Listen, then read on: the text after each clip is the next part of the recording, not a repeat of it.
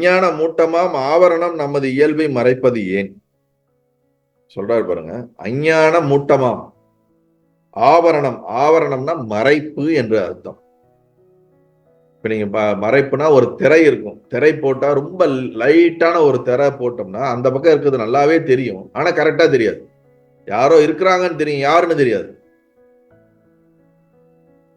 சில பேர் இந்த முகத்துக்கு இப்படி ஒரு திரை போட்டிருப்பாங்க, திரைக்கு பின்னாடி அவங்க இருக்கிற ஃபேஸ் நமக்கு கிளியரா தெரியாது, ஆனா அந்த ஃபேஸ் ஓரளவுக்கு நமக்கு தெரியும். மறைப்பு எது நம்மை மறைக்கிறதோ அதற்கு பேர் ஆவரணம். நம் அறிவை மறைக்கிறது. கோபம் நம் அறிவை மறைக்கிறது, காமம் நம் அறிவை மறைக்கிறது, ஆசை நம் அறிவை மறைக்கிறது.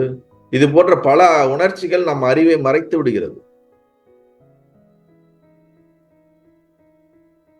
அததான் என்ன சொல்றாருன்னா, அஞ்ஞானம் மூட்டமாம் ஆவரணம் நமது என்னுடைய உண்மையான ஸ்டேட் கான்சியஸ்ங்கிறத ஏன் இதை மறைக்குது? ஆவரணம் மறைக்கிறது. அந்த ஒரு இருள் ஏன் மறைக்கிறது?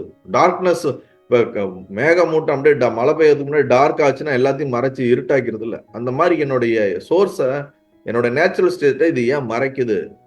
எது மறைக்குதுன்னு கேட்கும்போது பகவான் சொல்றாரு, ஏன் மறைக்குதுன்னா அஞ்ஞானம், ஆவரணம், மனம், அகந்தை எல்லாம் ஒன்றே.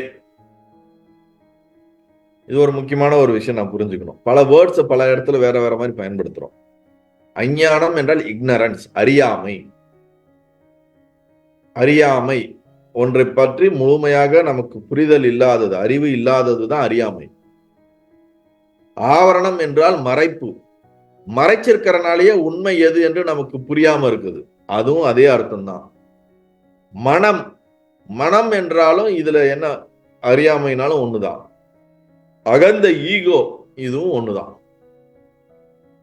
இந்த 4 வார்த்தைக்கான அர்த்தம் ஒன்றுதான், வெவ்வேறு வார்த்தைகளாக சப்தங்களாக பயன்படுத்தப்படுகிறது வெவ்வேறு இடத்துல. அகந்தை என்றாலும், மனம் என்றாலும், ஆவரணம் என்றாலும், அஞ்ஞானம் என்றாலும் எல்லாம் ஒன்றே. நீ அதுக்குள்ள ஆராய்ச்சி பண்ணாம இந்த 4ம் யாருக்குன்னு பாரு.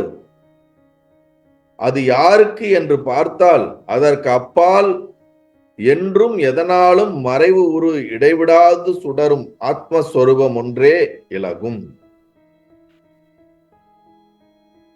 இந்த மறைக்கிறது, இந்த அறியாமை, இந்த மனம், இந்த அகந்தைக்கு எது இடம் கொடுக்குது, எது ஆதாரமா இருக்குது? அதுக்கப்புறம் ஏதோ ஒன்று, எதனாலையும் மறைக்க முடியாத ஒன்று சுடரும்னா என்னது? ஜோதி போல பிரகாசமாக இருந்து கொண்டே இருக்கிறது, அதுதான் ஆத்மஸ்வரூபம். அதை நீ தெரிஞ்சுக்கோ, இந்த மறைக்கிற விஷயத்தை நீ விட்டுடு அப்படின்னு சொல்லி நமக்கு புரிய வைக்கிறார். நல்லதா?